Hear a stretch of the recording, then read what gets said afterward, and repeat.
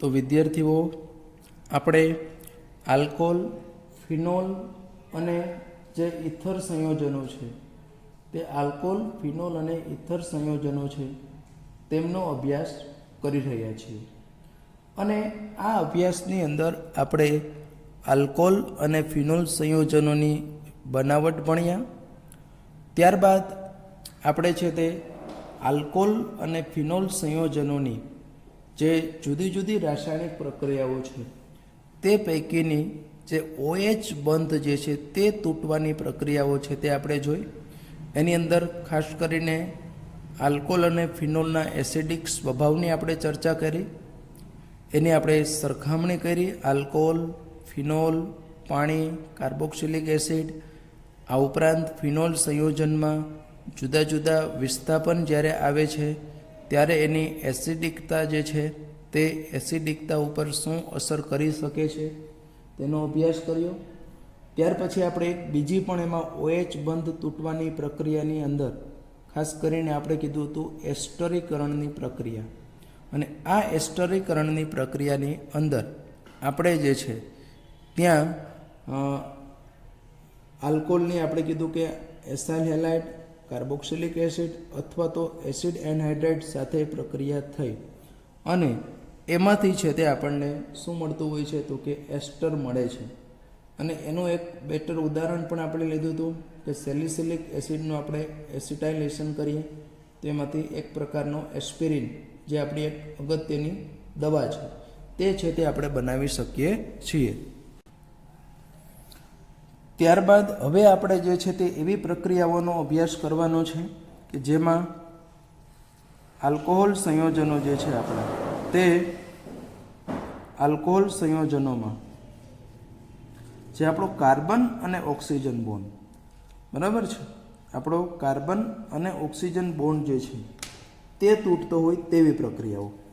અત્યાર સુધી આપણે ઓક્સિજન અને હાઇડ્રોજન બંધ જેમાં તૂટે છે તેવી પ્રક્રિયાઓ છે તેમનો અભ્યાસ કર્યો.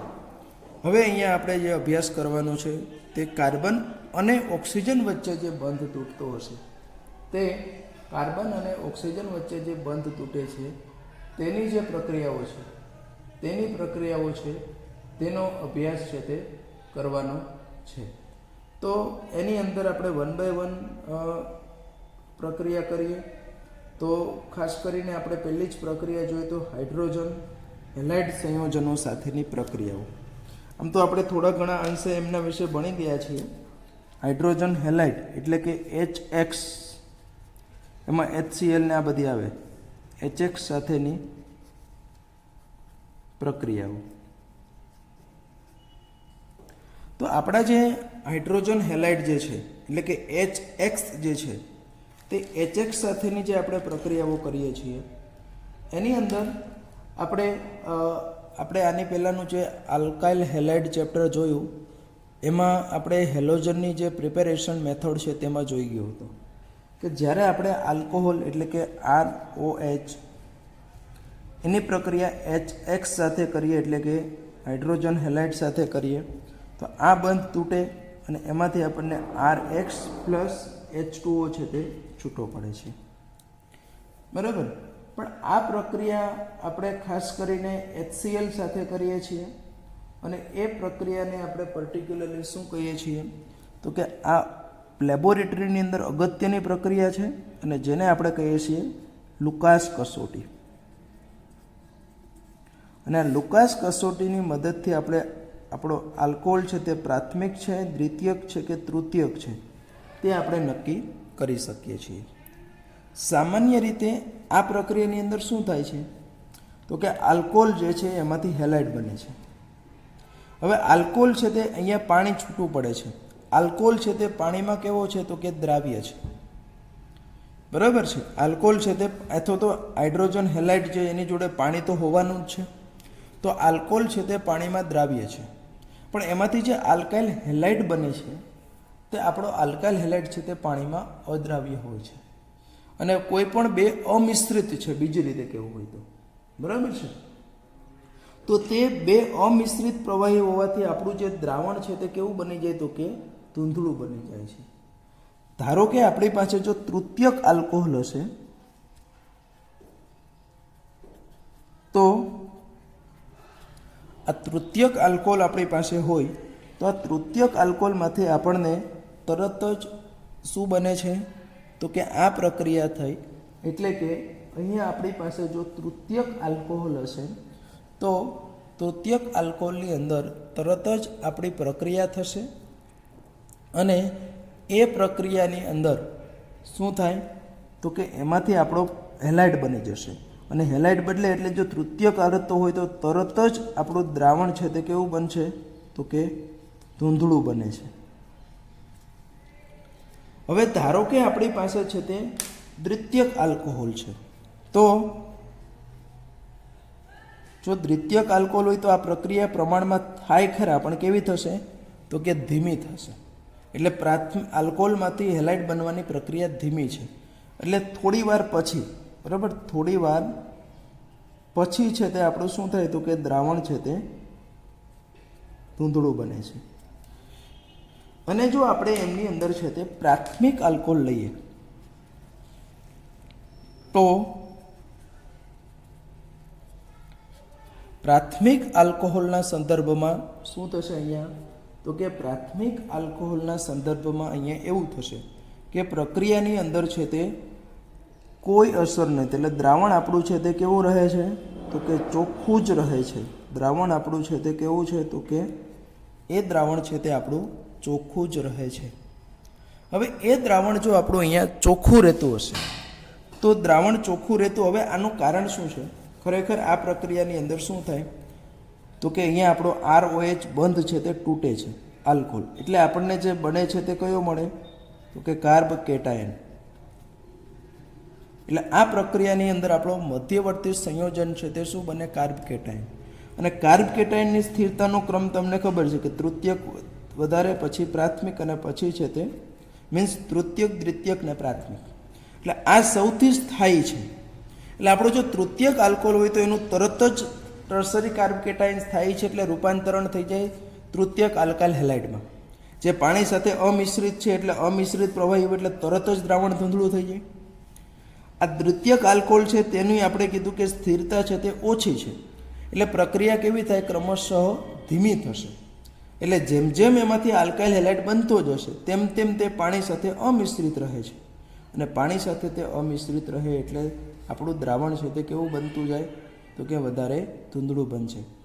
અને જો પ્રાથમિક આલ્કોહોલ જે છે તેમાંથી આપણને આ પ્રાથમિક કાર્બ કેટાયન તો ખૂબ જ અસ્થાયી છે, એટલે બનતો જ નથી, એટલે કે પ્રક્રિયા થતી જ નથી. અને જો પ્રક્રિયા થશે જ નહીં તો પછી એમાંથી આલ્કાઇલ હેલાઇડ નિર્માણ થવાનું નથી, એટલે કે પ્રવાહી તો મિશ્રિત જ રહેવાનું છે, એટલે કોઈ એમાં દ્રાવણ આપણને ધૂંધળું જોવા મળતું નથી. તો આજે આપણું અહીંયા પ્રાથમિક, દ્વિતીયક આલ્કોહોલની આ રીતની આપણે લેબોરેટરીની અંદર જે પરીક્ષણ કરી શકીએ એના માટેની જે આ કસોટી છે તેને આપણે કહીએ છીએ લુકાસ કસોટી. બરાબર, તેને આપણે શું કહીએ છીએ તો કે એમને છે તે આપણે લુકાસ કસોટી તરીકે જાણીએ છીએ. તો આ પહેલી પ્રક્રિયા થઈ. બીજી પ્રક્રિયાની અંદર આપણે જોશું એની આપણે ઓલરેડી આ પણ ભણી ગયા છીએ. હવે જે આપણે બીજી પ્રક્રિયાની જે વાત કરવાના છીએ તે પણ આમ તો આપણે થોડા ઘણા અંશે એમને ભણી જ ગયા છીએ, છતાં પણ આપણે એને લઈ લઈએ છીએ. બીજી પ્રક્રિયાની અંદર આપણે જે જોવાની છે તે આપણી પ્રક્રિયા છે ફોસ્ફરસ ટ્રાયહેલાઇડ સાથેની પ્રક્રિયા. એમની છે તે આપણે ફોસ્ફરસ ટ્રાયહેલાઇડ. એટલે આપણે ભણી ગયા કે ભાઈ આલ્કોહોલની જ્યારે આપણે PX3 સાથે પ્રક્રિયા કરીએ ટ્રાયહેલાઇડ સાથે તો આના 3 મોલ આપણે લઈએ છીએ, અને એમાંથી આપણને શું મળે તો કે RX ના 3 મોલ પ્લસ આપણને બાય પ્રોડક્ટ તરીકે H3PO3 મળે છે. બરાબર છે. તો આ પ્રક્રિયા આપણે ઓલરેડી આગળ ટ્રાયહેલાઇડ સાથે પણ થાય, અને આગળ આપણે ભણ્યા છીએ પેન્ટાહેલાઇડ એટલે PCl5 સાથે પણ થાય છે આ પ્રક્રિયા. તો PCl5 માટે અહીંયા આપણે મુખ્ય નિપજ તો આપણી RCl જ મળે, પણ બાય પ્રોડક્ટ તરીકે આપણને POCl3 ફોસ્ફરસ ઓક્ઝીક્લોરાઇડ અને જે આપણું HCl છે તે મળી આવે છે. બરાબર છે. અને આપણું જે HCl છે તે મળી આવશે. તો આ રીતની પ્રક્રિયા છે તે આની અંદર છે તે પણ આપણને જોવા મળે છે. ફોસ્ફરસ ટ્રાયહેલાઇડ સાથેની પ્રક્રિયા છે તે જોઈ. ત્યાર પછી આપણે ઓલરેડી હવે જોઈ ગયા હતા. હવે ત્રીજી પ્રક્રિયા છે તે આપણા માટે નવી છે. એટલે તે પ્રક્રિયા એટલે આપણે કહીશું કે ડિહાઇડ્રેશન એટલે કે નિર્જળીકરણની પ્રક્રિયા છે તે. બરાબર. અહીંયા આપણે જે જોવાની છે તે કઈ જોશું તો કે નિર્જલીકરણની એટલે કે ડિહાઇડ્રેશનની જે પ્રોસેસ છે તેનું અહીંયા મારે છે તે ડિસ્કશન છે તે કરવાનું છે. તો એમાં જ્યારે આપણે આલ્કોહોલ સંયોજનોની છે તેની પ્રક્રિયા કોઈ પણ આપણે ડિહાઇડ્રેટિંગ એજન્ટ, જ્યારે આ પ્રક્રિયા આપણે કોઈ પણ ડિહાઇડ્રેટિંગ એજન્ટની હાજરીમાં જો કરીએ એટલે કે નિર્જલીકરણ કરતા પદાર્થ, સામાન્ય રીતે ડિહાઇડ્રેટિંગ એજન્ટ તરીકે આપણે સાંદ્ર H2SO4 પણ લઈ શકીએ. ટૂંકમાં જે પાણીનું શોષણ કરી શકે તેવો પદાર્થ આપણે જોઈએ એટલે એમાં સાંદ્ર H2SO4 પણ હોય, અથવા તો H3PO4 ઓર્થોફોસ્ફરિક એસિડ પણ હોઈ શકે. નિર્જળ ZnCl2 પણ આપણે લઈ શકીએ, ઝિંક ક્લોરાઇડ, અથવા તો એલ્યુમિના એટલે કે Al2O3. તો આ બધા જ જે છે બરાબર, P2O5, આ બધા આપણા છે તે શું છે તો કે આ છે આપણા તે બધા ડિહાઇડ્રેટિંગ એજન્ટ છે. એટલે કે આલ્કોહોલ સંયોજનોની જ્યારે આપણે આવા ડિહાઇડ્રેટિંગ એજન્ટ કે P2O5, સાંદ્ર H2SO4, H3PO4 એટલે કે orthophosphoric acid, zinc chloride, alumina, zinc chloride કેવો લેવાનો? નિર્જળ. તો એમની સાથે આપણે પ્રક્રિયા કરીએ તો આલ્કોહોલ સંયોજનમાંથી નિર્જલીકરણ એટલે કે પાણીનો અણુ દૂર થવો, જલીયકરણ એટલે કે પાણીનો અણુ છે તે ઉમેરવાની વાત છે. પણ અહીંયા આપણે એનું નિર્જલીકરણ કરવાનું છે એટલે કે તેમાંથી આપણે પાણીનો અણુ છે તે દૂર કરવો છે. તો જો પાણીનો અણુ આપણે એમાંથી દૂર કરવો હશે તો એ જે આપણી પ્રોસેસ છે તે પ્રોસેસની અંદર અહીંયા પાણીનો અણુ દૂર થઈ અને આપણને એમાંથી શું મળે છે તો કે આલ્કીન સંયોજન મળે છે. બરાબર છે. એટલે કે આવું થશે કે આ આપણે અહીંયા H છે, અહીંયા છે તે COH, એટલે આ OH અહીંથી OH અહીંથી H એટલે H2O થશે. પણ એ પ્રક્રિયા સામાન્ય રીતે આ બધા આપણે એસિડ ઉદ્દીપક અને થોડુંક એને આપણે ગરમ કરવું પડે છે, એટલે ડેલ્ટા મીન્સ ગરમી આપીએ છીએ. તો એમાંથી આપણને આ રીતનો આલ્કીન મળે પ્લસ H2O એટલે કે પાણીનો અણુ છે તે પાણીનો અણુ છે તે છૂટો પડે છે. બરાબર. એમાંથી છે તે પાણીનો અણુ છે તે દૂર થાય છે. તો આ જે પ્રક્રિયા આપણી થઈ તેને આપણે કહીએ છીએ નિર્જલીકરણ. અહીંયા પણ આપણે જોશું તે મુજબ કે આપણી પાસે પ્રાથમિક આલ્કોહોલ હોય તો પ્રક્રિયા થોડીક મુશ્કેલીથી થશે. દ્વિતીયક આલ્કોહોલ જો આપણે લઈએ તો પ્રક્રિયા થોડી સરળતાથી થઈ, અને જો આપણે તૃતીયક આલ્કોહોલ લઈએ તો તૃતીયક આલ્કોહોલના સંદર્ભમાં આ પ્રક્રિયા છે તે ખૂબ જ સરળતાથી થશે.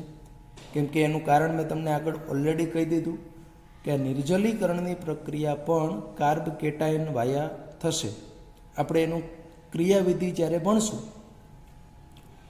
એની અંદર આ વાતનું ડિસ્કશન આપણે કરવાના જ છીએ. અને તમે જાણો છો કે કાર્બ કેટાયનની સ્થિરતાનો જે ક્રમ છે તે કાર્બ કેટાયનની સ્થિરતાનો ક્રમ તૃતીયક, દ્વિતીયક અને પ્રાથમિક છે. એટલા માટે તે મુજબ આપણે સિમ્પલ પહેલાં હું પ્રાથમિક આલ્કોહોલ લઉં. ધારો કે આ પ્રક્રિયા હું ઇથેનોલ ની સાથે કરીશ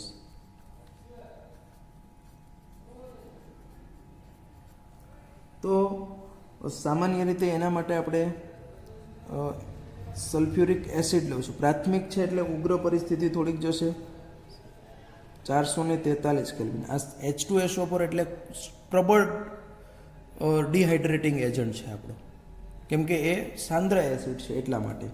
તો H2SO4 ની 443 કેલ્વિને તાપમાને પ્રક્રિયા કરીએ તો એમાંથી આ રીતનું આપણને ઇથિન મળે પ્લસ પાણીનો અણુ છે તે દૂર થશે. પણ ઇથેનોલ છે તે આપણો કયો છે તો કે પ્રાથમિક આલ્કોહોલ છે. હવે આજે આપણે પ્રાથમિક આલ્કોહોલ લીધો છે એની પ્રક્રિયા હવે એની જગ્યાએ હું હવે દ્વિતીયક આલ્કોહોલ લઈને કરી જોઈશ. એટલે કે ધારો કે હું અહીંયા છે તે લઈશ પ્રોપેન 2-ઓલ.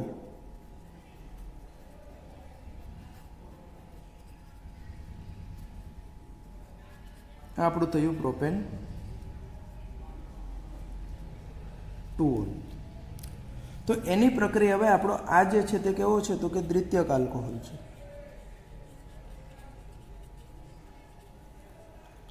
હવે એ દ્વિતીયક આલ્કોહોલ છે એના માટે આપણે કેટલું તો કે 85% થોડીક પ્રક્રિયા પરિસ્થિતિ હળવી કરીએ છીએ. એક તો H3PO4 આપણો જે છે તે H2SO4 કરતાં નિર્બળ એસિડ છે. એટલે એક તો દ્વિતીયક આલ્કોહોલને લીધે આપણે જે H2SO4 લેતા હતા એને બદલે આપણે શું લઈ લીધું હતું કે H3PO4.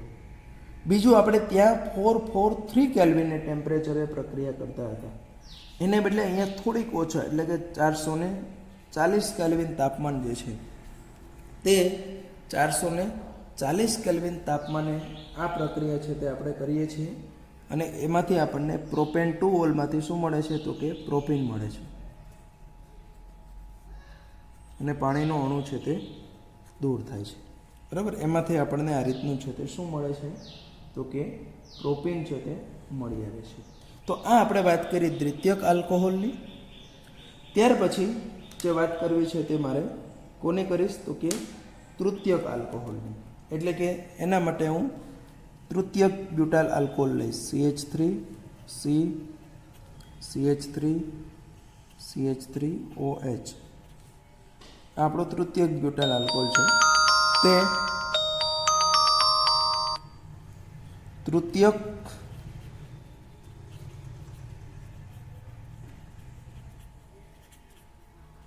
બ્યુટાઇલ આલ્કોહોલની પ્રક્રિયા જ્યારે હું લઈશ તો આ પ્રક્રિયા આપણે કીધું તે મુજબ વધારે હજી સરળતાથી થાય છે. અને એના માટે મારે કેટલો લેવો પડશે માત્ર તો કે 20%. બરાબર છે, એમાં માટે મારે 20% H3PO4 જે છે તે 20% H3PO4 અને તાપમાન કેટલું તો કે 358 કેલ્વિન જે છે તે 358 કેલ્વિન ટેમ્પરેચર છે તે મારે લેવું પડશે. એટલે અહીંયા 85 લેતા હતા એને બદલે અહીંયા 20, તાપમાન 440 ને બદલે કેટલું 358 અને એમાંથી છે તે મને આ રીતનો છે તે બ્યુટીન છે તે મળી આવે છે. બરાબર છે, એ આઇસોબ્યુટીન છે વોટેવર જે છે તે ટૂંકમાં. તો અહીંયા એક વસ્તુ એવું થયું કે આલ્કોહોલ સંયોજનોની જે નિર્જલીકરણની જે પ્રક્રિયા છે એની અંદર તો આલ્કોહોલ સંયોજનોની જે નિર્જલીકરણની પ્રક્રિયા છે તે નિર્જલીકરણની પ્રક્રિયાની અંદર એની જે સક્રિયતાનો ક્રમ છે તેમાં આપણે કહીએ કે તૃતીયક આલ્કોહોલ સૌથી વધુ સક્રિય છે. અને તૃતીયક આલ્કોહોલ સૌથી વધુ સક્રિય હોવાને લીધે તમે જોઈ શકો છો કે એની પ્રક્રિયા આપણી હળવી પ્રક્રિયા પરિસ્થિતિમાં એટલે કે તાપમાન ઓછું જે આપણે લઈએ છીએ તે પણ નિર્બળ લઈએ છીએ એના કરતાં ઓછો છે તે આપણો કયો હશે તો કે દ્વિતીયક આલ્કોહોલ. અને સૌથી ઓછો છે તે આપણે કયો છે સક્રિય છે તે પ્રાથમિક આલ્કોહોલ છે. હવે આજે આપણે જોયું જે નિર્જલીકરણની પ્રક્રિયા આપણે સિમ્પલ જોઈ. આપણે આગળ જોયું કે આના કરતાં રિવર્સ પ્રક્રિયા હું જો લઈશ તો એ રિવર્સ પ્રક્રિયાની અંદર આપણું શું હતું તો કે રિવર્સ પ્રક્રિયામાં આપણે જ્યારે આલ્કીન સંયોજનમાં પાણીનો અણુ ઉમેરીએ તો આલ્કીન સંયોજનમાં પાણીનો અણુ ઉમેરતા આપણને આલ્કોહોલ બનતો હતો, જેને આપણે એનું જલીયકરણ કહેતા હતા. અને તે જલીયકરણ આપણે એક તો આપણે કીધું કે એસિડની હાજરીમાં એસિડ ઉદ્દીપકીય જલીયકરણ, તો એમની આપણે ક્રિયાવિધિ ત્યારે જોઈ હતી. આ એમના કરતાં રિવર્સ પ્રક્રિયા છે. બરાબર, એક પ્રકારની વિલોપન પ્રક્રિયા આપણે જોઈ આમ જોવા જઈએ તો. ત્યાં પણ આપણે E1 અને E2 પ્રક્રિયાનું ડિસ્કસ હેલાઇડની અંદર કર્યું હતું. તે જ પ્રકારની આ વિલોપન પ્રક્રિયા છે, પણ ત્યાં વિલોપન પ્રક્રિયામાં આપણો હાઇડ્રોજન હેલાઇડ દૂર થતો હતો અને આજે આપણી વિલોપન પ્રક્રિયા છે તેની અંદર છે તે પાણીનો અણુ જે છે આપણો તે પાણીનો અણુ છે તે દૂર થાય છે. તો એમાં પાણીનો અણુ દૂર થાય તે વિલોપન પ્રક્રિયા છે નિર્જલીકરણની, તેની જે ક્રિયાવિધિ છે તે ક્રિયાવિધિનો પણ અહીંયા જે છે તે હવે આપણે અભ્યાસ કરવાનો છે. તો આ ક્રિયાવિધિ હવે આપણે જોવી છે. તો તે ક્રિયાવિધિ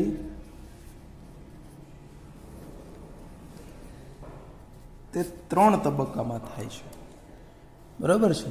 આ નિર્જલીકરણની પ્રક્રિયાની જે ક્રિયાવિધિ છે તે આપણી 3 તબક્કામાં થાય છે. ખાસ ક્રિયાવિધિ જ આપણે સમજવાની છે. એમાં જે ફર્સ્ટ સ્ટેપ છે તે પહેલા તબક્કામાં આપણે આલ્કોહોલને પ્રોટોનીકરણ એટલે કે પ્રોટોનિત આલ્કોહોલનું બનવું.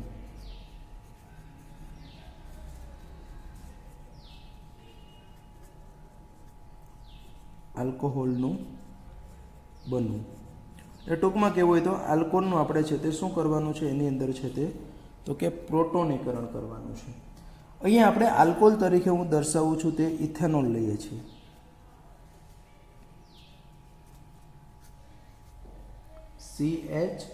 CH2 અહીંયા OH. તમે જાણો છો કે અહીંયા ઓક્સિજન ઉપર છે તે અબંધકારક ઇલેક્ટ્રોન હોય છે.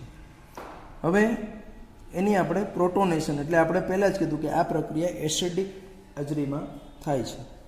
તો એ પ્રક્રિયાથી આપણને અહીંયા જે આપણો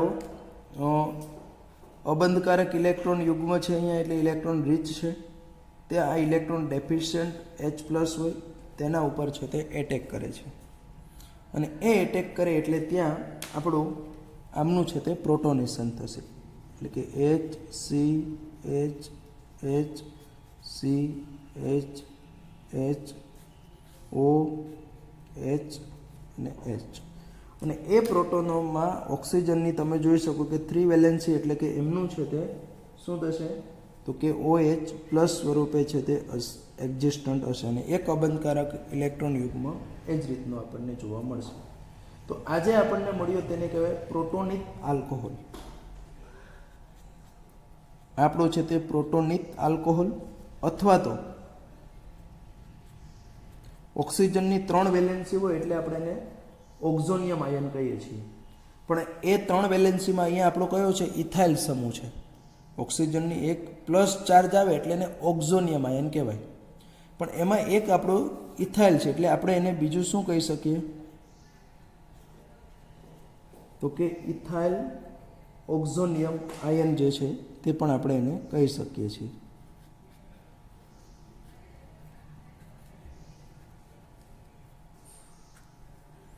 ને આપણે શું કહી શકીએ તો કે ઇથાઇલ ઓક્ઝોનિયમ આયન જેને આપણે કહીએ પ્રોટોનિક આલ્કોહોલ. તો આ રીતનું આપણું જે પ્રોટોનિક આલ્કોહોલ જે બને છે કે જેની અંદર ઓક્સિજન બેરિંગ પોઝિટિવ ચાર્જ પહેલું સ્ટેપ છે. અને આ સ્ટેપ છે તે ઝડપી છે. ઝડપી છે કે ધીમું તે આપણને ક્યાં ઉપયોગી થાય તો કે તમે જાણો છો કે તે આપણે એની જે રાસાયણિક ગતિકી છે કેમિકલ કાઇનેટિક જે આપણી છે તે મહત્વની છે. તો આ પહેલું સ્ટેપ થયું. બીજો તબક્કાની અંદર છે તે કાર્બ કેટાઇનને બનાવવાની વાત છે. સેકન્ડ તબક્કાની અંદર આપણે શું કરીએ છીએ તો કે સેકન્ડ તબક્કાની અંદર છે તે કાર્બ કેટાયનનું બનવું, ફોર્મેશન ઓફ કાર્બ કેટાયન. તો આપણો જે આ પ્રોટોનિક આલ્કોહોલ જે છે તે અનસ્ટેબલ હોય છે.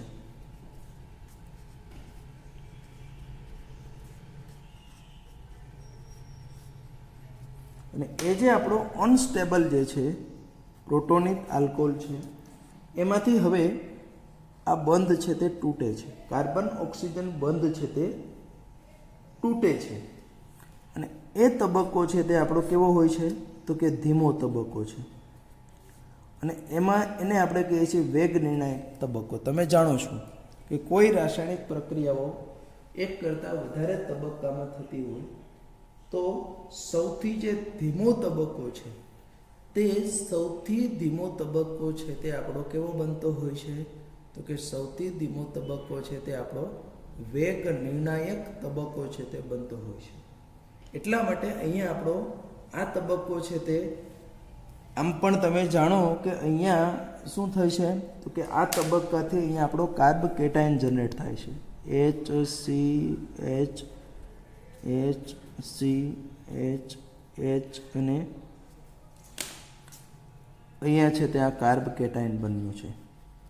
મોટા ભાગની રાસાયણિક ઓર્ગેનિક પ્રક્રિયાઓ જે થતી હોય છે, કાર્બનિક રાસાયણિક પ્રક્રિયાઓ છે, તેની અંદર સામાન્ય રીતે અથવા તો મોટા ભાગે જેમાં મધ્યવર્તી સંયોજનમાં કાર્બ કેટાયન પણ આવે, કાર્બેનાઇન પણ આવે, મુક્ત મૂલક પણ આવે. આવું કોઈ પણ જ્યારે મધ્યવર્તી સંયોજન બનતું હોય તો તે મધ્યવર્તી સંયોજન બનવાનો તબક્કો છે તે કેવો હોય છે? સૌથી ધીમો હોય છે. અને આ સૌથી ધીમો તબક્કો આપણો છે તે સૌથી ધીમો તબક્કો છે તે કેવો બને? કે એ તબક્કો છે તે વેગ નિર્ણાયક જે છે તે વેગ નિર્ણાયક છે તે બનતો હોય છે. બરાબર, આ તબક્કો આપણો વેગ નિર્ણાયક તબક્કો છે તે બનતો હોય છે. ખ્યાલ આવી ગયો આની અંદર છે ને? તો આ કાર્બ કેટાયન ત્રીજા તબક્કામાં થયું નિર્માણ, સેકન્ડ સ્ટેપમાં.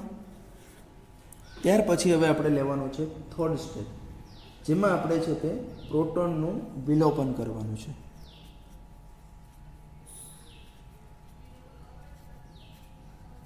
અને આ પ્રોટોનનું વિલોપન કરવાથી આપણને શું મળી આવે છે? તો કે એમાંથી છે તે આપણને આલ્કિન છે તે મળી આવશે. એટલે કે આપણું જે HCHHH આ જે પ્રોટોન આપણો છે તે પ્રોટોન વિલોપિત થશે, H+ સ્વરૂપે દૂર થાય. એટલે એકચ્યુઅલી શું થાય? તો H+ સ્વરૂપે દૂર થાય એટલે કાર્બન ઉપર નેગેટિવ ચાર્જ અહીંયા આવે. આ કાર્બન ઉપર ઓલરેડી પોઝિટિવ ચાર્જ છે, તો પોઝિટિવ નેગેટિવ અહીંયા શું બનાવી દેશે? તો કે એમાંથી છે તે બંધ નિર્માણ છે તે કરી દેશે. એટલે કે એમની આ પ્રક્રિયાની અંદર અહીંયા છે તે ફાઇનલી CH ડબલ બોન્ડ અહીંયા આવી ગયો, CH અને H+. હવે અહીંયા આપણે કીધું કે આ આપણો H+ એટલે કે એસિડ છે, અને તે H+ આપણો જે એસિડ હતો તે એસિડ છે તે ખરેખર શું છે? તો કે ઉદ્દીપક તરીકેનું કામ કરે છે. બરાબર, તે છે તે આપણો અહીંયા ઉદ્દીપક તરીકેનું કામ કરે છે. અને તે ઉદ્દીપક તરીકેનું કામ કરતું હોવાને લીધે પ્રક્રિયાને અંતે પાછું મળી આવ્યું. એટલે જે આપણે 3 તબક્કાઓ જોયા, પહેલા તબક્કામાં આપણે H+ ઉમેર્યો છે કે જે આપણે આલ્કોહોલનું આ રીતનું પ્રોટોનેશન કરશે અને ઇથાઇલ ઓક્ઝોનિયમ આયન બનાવશે, જે ઝડપી તબક્કો છે. ખૂબ જ સરળ આપણી એની ક્રિયાવિધિ છે. બીજા તબક્કામાં આપણો આ જે ભાગ છે તે H2O છે તે દૂર થશે, એ આપણે લખવાનું રહી ગયું છે. અને એમાંથી અહીંયા કાર્બ કેટાયન નિર્માણ થયો. તે કાર્બ કેટાયન છે સૌથી ધીમો તબક્કામાં રેટ ડિટર્મિનેશન સ્ટેપ આપણું દર્શાવે છે તે. અને લાસ્ટ તબક્કાની અંદર છે તે પ્રોટોન છે તેનું વિલોપન થાય છે અને ફાઇનલી છે તે આપણને આલ્કિન મળી આવે છે. સાથે સાથે તમે આની અંદર છે તે એ પણ જોઈ ગયા છો કે ભાઈ પ્રોટોન દૂર થાય છે અને મધ્યવર્તી સંયોજન તરીકે આપણું કાર્બ કેટાયન બને છે. અને કાર્બ કેટાયનની સ્ટેબિલિટીનો જે ક્રમ છે તે તૃતીયક, પછી દ્વિતીયક, પછી પ્રાથમિક છે. એટલે આ ક્રમ મુજબ એની સ્થિરતા હોવાને લીધે આપણે અહીંયા એવું કહી શકીએ કે એની અંદર જે સ્ટેબિલિટી એની જે છે, સ્થિરતા જે છે, તે સ્થિરતાની અંદર છે તે તૃતીયક આલ્કોહોલ સક્રિય, પછી દ્વિતીયક અને પછી પ્રાથમિક થશે. તો આપણે આજે આલ્કોહોલની અંદર જોયું છે તે માત્ર ને માત્ર એની નિર્જલીકરણની પ્રક્રિયા. ત્યાર પછી આપણે એની ફોર્થ રિએક્શન જે જોવાની છે તે ફોર્થ રિએક્શન છે તે એટલે કે ઓક્સિડેશન. તો હવે આપણે આ જે ઓક્સિડેશન છે તેનો અભ્યાસ કરવાનો છે.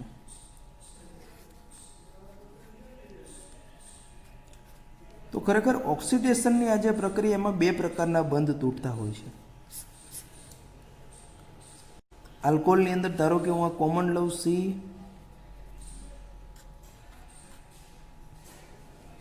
તો આ ઓક્સિડેશનની પ્રક્રિયામાં બે બંધ તૂટે છે. એક તો એની અંદર આ આપણો છે તે કાર્બન અને હાઇડ્રોજન, ઓક્સિજન અને હાઇડ્રોજન વચ્ચેનો બંધ તૂટે છે, અને બીજો છે તે આપણો કાર્બન અને હાઇડ્રોજન વચ્ચેનો બંધ તૂટે છે. બરાબર છે. એટલે આ બંને પ્રકારના બંધ તૂટે. પહેલાં આપણે જે પ્રક્રિયા જોઈ તે માત્ર એમાં OH બંધ તૂટે તેવી જોઈ હતી. બીજા રાઉન્ડમાં આપણે કાર્બન ઓક્સિજન બંધ બ્રેક થાય છે તે પ્રકારની પ્રક્રિયા જોઈ. અને હવે ત્રીજા કિસ્સામાં આપણે કાર્બન હાઇડ્રોજન અને ઓક્સિજન હાઇડ્રોજન આ બંને પ્રકારના બંધ તૂટે એટલે એમાંથી આપણને C ડબલ બોન્ડ O થાય છે. બીજી રીતે કહેવું હોય તો આમાંથી બે હાઇડ્રોજન દૂર થાય છે, એટલે એ પ્રક્રિયાને આપણે વિહાઇડ્રોજનીકરણ પણ કહી શકીએ. વી એટલે દૂર કરવું અને હાઇડ્રોજન દૂર થાય છે એટલે આપણે એને શું કહી શકીએ તો કે વિહાઇડ્રોજનીકરણ. અને તમે જાણો છો કે ભાઈ હાઇડ્રોજનનું દૂર થવું એ પણ એક પ્રકારની કઈ છે તો કે ઓક્સિડેશનની જ પ્રક્રિયા છે. તો એ વિહાઇડ્રોજનીકરણ એટલે કે અહીંયા આપણો હાઇડ્રોજન દૂર થાય છે. એટલા માટે અહીંયા આપણે એને છે તે શું કહીએ છીએ તો કે એ પ્રક્રિયાને આપણે કહીએ છીએ ઓક્સિડેશનની પ્રક્રિયા, જેમાંથી આપણને અહીંયા કાર્બોનાઇલ સમૂહ મોટા ભાગે મળતો હોય છે. તો ઓક્સિડેશનનો ક્રમશઃ તબક્કો તમે જાણો છો કે ભાઈ જો આપણો હાઇડ્રોકાર્બન હોય તો એનું ઓક્સિડેશન થઈને આલ્કોહોલ બને, આલ્કોહોલનું ઓક્સિડેશન થઈને આલ્ડીહાઇડ કે કીટોન બને, એનું પાછું ઓક્સિડેશન થઈને કાર્બોક્સિલિક એસિડ બને, કાર્બોક્સિલિક એસિડ અમુક એવા છે તેનું ઓક્સિડેશન થઈને CO2 કે H2O બનતા હોય છે. તો આ આખી એક ઓક્સિડેશનની સિક્વન્સ છે. પણ આપણા કેસની અંદર જો જોવા જઈએ તો ધારો કે આપણી પાસે કોઈ પ્રાથમિક આલ્કોહોલ હોય એટલે કે RCH2OH આવો એક કોઈ પ્રાથમિક આલ્કોહોલ છે. એનું ફર્સ્ટ તબક્કામાં ઓક્સિડેશન જો થાય તો એમાંથી આપણને શું મળે? આલ્ડીહાઇડ મળે છે. એનું પાછું જો આપણે ફર્ધર ઓક્સિડેશન કરીએ તો એમાંથી આપણને શું મળે છે તો કે એમાંથી આપણને છે તે એસિડ મળે છે. બરાબર, એમાંથી આપણને શું મળતું હોય છે તો કે એસિડ મળે છે. તો આ એક ઓક્સિડેશનનો તબક્કો છે કે આલ્કોહોલમાંથી આલ્ડીહાઇડ, આલ્ડીહાઇડનું પાછું ઓક્સિડેશન થઈને આપણને કાર્બોક્સિલિક એસિડ મળે છે. હવે આ શું આમાંથી આપણને નિપજ મળશે એટલે કે આલ્ડીહાઇડ મળશે કે કીટોન મળશે, એમનો જે આધાર છે તેમનો આધાર કોના ઉપર હશે તો કે એમનો આધાર છે તે તમે કયો ઓક્સિડેશન કરતા વાપરો છો તેમના ઉપર છે. જો આપણે નિર્બળ ઓક્સિડેશન કરતા વાપરીએ તો એનું માત્ર આલ્ડીહાઇડ સુધી જ ઓક્સિડેશન થાય, અને જો આપણે પ્રબળ ઓક્સિડેશન કરતા વાપરીએ તો પ્રબળ ઓક્સિડેશન કરતા જો વાપરીએ તો એનું સંપૂર્ણ ઓક્સિડેશન થઈ અને આપણને શું મળે તો કે પ્રાથમિક આલ્કોહોલ્સમાંથી ડાયરેક્ટ છે તે કાર્બોક્સિલિક એસિડ છે તે મળી આવે છે. એટલે કે આપણે જો પોટેશિયમ પરમેંગેનેટ KMnO4 જેવા એસિડિક માધ્યમમાં જો પ્રબળ ઓક્સિડેશન કરતા યુઝ કરીએ તો આપણને કાર્બોક્સિલિક એસિડ, અને ધારો કે આપણે આવા કોઈ RCH2OH ક્રોમિક ઓક્સાઇડ એટલે કે CrO3 આવો જો ઓક્સિડેશન કરતા વાપરીએ તો એમાંથી છે તે આ પ્રાથમિક આલ્કોહોલ હતો તે ઓક્સિડેશન પામીને કેમાં થયો તો કે આલ્ડીહાઇડમાં થશે. અને આના કરતાં પણ આપણે ખૂબ જ એક જાણીતો સિલેક્ટિવ ઓક્સિડેશન કરતા છે કે જે માત્ર આલ્કોહોલનું આલ્ડીહાઇડમાં જ ઓક્સિડેશન કરે છે, અને એને આપણે કહીએ છીએ PCC એટલે કે પેરિડિનિયમ ક્લોરોક્રોમેટ. બરાબર છે, પેરિડિનિયમ ક્લોરોક્રોમેટ, જેને આપણે ટૂંકમાં કહીએ છીએ PCC, પેરિડિનિયમ ક્લોરોક્રોમેટ. પેરિડિનિયમ ક્લોરોક્રોમેટ એ કોનું મિશ્રણ છે તો કે ક્રોમિયમ ટ્રાયોક્સાઇડ એટલે CrO3 પ્લસ પેરિડિન પ્લસ HCl બરાબર. આ ત્રણનું જે મિશ્રણ જે છે તે ત્રણના મિશ્રણને આપણે કહીએ છીએ પીસીસી. અને આ પીસીસી આપણો સિલેક્ટિવ છે. ધારો કે હું બ્યુટીનોલ લઈ લઈશ અને જો આપણે પીસીસી યુઝ કરીએ તો એમાંથી આપણને બ્યુટીનાલ મળશે. બરાબર ને. એમાંથી આપણને શું મળે તો કે CH3 CH double bond CH CHO એટલે કે બ્યુટીનાલ મળે છે. ખ્યાલ આવે છે આની અંદર છે તે. અને એટલે આ ખૂબ જ પીસીસી વારંવાર વપરાતો પ્રક્રિયક છે. ખાસ આપણે પરિવર્તનની અંદર આલ્કોહોલમાંથી આલ્ડીહાઇડ કીધું હોય ત્યારે ફરજિયાત આપણે પીસીસી જ વાપરવો પડશે. એટલે એને બરાબર આપણે યાદ રાખીએ. તો પિરિડિનિયમ ક્લોરોક્રોમેટ જે ક્રોમિયમ ટ્રાયોક્સાઇડ પિરિડિન અને HCl નું મિશ્રણ છે તેમાંથી આપણને શું મળે છે તો કે આ રીતનું આલ્કોહોલમાંથી આલ્ડીહાઇડ બનાવી શકીએ છીએ આપણે. એ જ રીતનો જો આપણી પાસે જે આલ્કોહોલ છે તે દ્વિતીયક આલ્કોહોલ હોય ધારો કે એટલે કે RCHR- અને OH તો દ્વિતીયક આલ્કોહોલની જ્યારે આપણે ક્રોમિક એનહાઇડ્રેટ CrO3 અથવા તો એને આપણે ક્રોમિક એનહાઇડ્રેટ પણ કહીએ છીએ. સોરી, આ પ્રક્રિયા RCHOH CrO3 સાથે પ્રક્રિયા કરીએ તો એમાંથી આપણને શું મળે છે આ રીતનું મળે જેને આપણે કહીએ છીએ કીટોન. બરાબર. એમાંથી આપણને મળે છે તે શું મળે છે તો કે કીટોન મળે છે. અને જો આપણે પ્રાથમિક આલ્કોહોલ લઈએ ધારો કે એના માટે આપણે કીધું તે રીતનું આ રીતનું સ્ટ્રોંગ કેમેનોફોર એસિડિક માધ્યમમાં એટલે કે પ્રબળ ઓક્સિડેશન કરતા લઈએ અને આપણે જો ઊંચું તાપમાન આવીએ તો એમાંથી આપણને શું મળે કે કાર્બોક્સિલિક એસિડ મળે છે. અને જો આપણો દ્વિતીયક આલ્કોહોલ હોય તે દ્વિતીયક આલ્કોહોલ સંયોજન છે તેની પ્રક્રિયા પણ આ રીતની CrO3 ને બદલે આપણે જો કેમેનોફોર એસિડિક માધ્યમમાં પ્રબળ ઓક્સિડેશન કરતા અને ખૂબ જ ગરમ કરીએ તો એમાં આપણને કાર્બોક્સિલિક એસિડ મળે. પણ કેવા મળશે? જુદા જુદા. એટલે કે આ બંધ તૂટે છે અને એને અનુરૂપ આપણને કાર્બોક્સિલિક એસિડ મળતા હોય છે. એ આપણે આગળ જોઈશું. આલ્ડીહાઇડ કીટોનમાં અભ્યાસ કરશું કે એના ઓક્સિડેશનથી આપણને કઈ રીતના જુદા જુદા ફ્રેગમેન્ટેશન થઈને કીટોનમાંથી કાર્બોક્સિલિક એસિડ છે તે મળી આવે છે તે. તો આ રીતનું આપણે જોયું. બીજી એક ધાત્વીય ઓક્સિડેશન પણ છે. ધાત્વીય ઓક્સિડેશનમાં સામાન્ય રીતે આપણે કોપર યુઝ કરીએ છીએ કે ભાઈ પ્રાથમિક આલ્કોહોલ છે એનું Cu અને 573 કેલ્વિન તાપમાને જો ગરમ કરીએ તો એમાંથી આપણને આલ્ડીહાઇડ મળશે. ધારો કે દ્વિતીયક આલ્કોહોલ છે એનું આપણે સેમ કોપર અને 573 કેલ્વિન તાપમાને એને ગરમ કરીએ તો એમાંથી આપણને કીટોન મળે છે. અને જો આપણો તૃતીયક આલ્કોહોલ હશે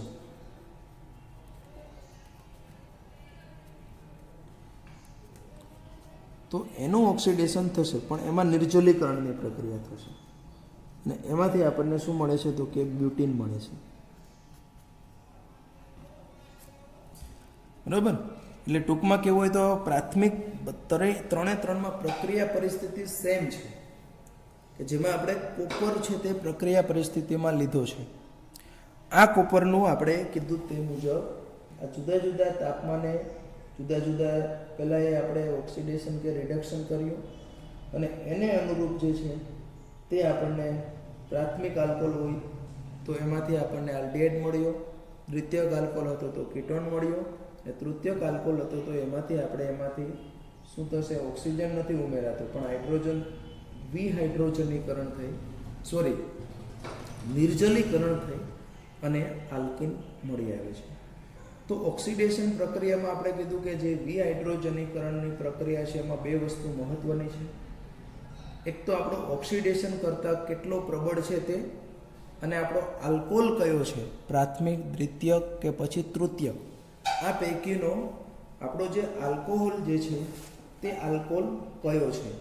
આ બે વસ્તુ છે તે ખૂબ જ અગત્યની છે અને એને આધારે આપણને છે તે જે કંઈ નિપજ જે છે તે મળતી હોય છે, બરાબર, જે તે આપણને લીપજ છે તે મળતી હોય છે.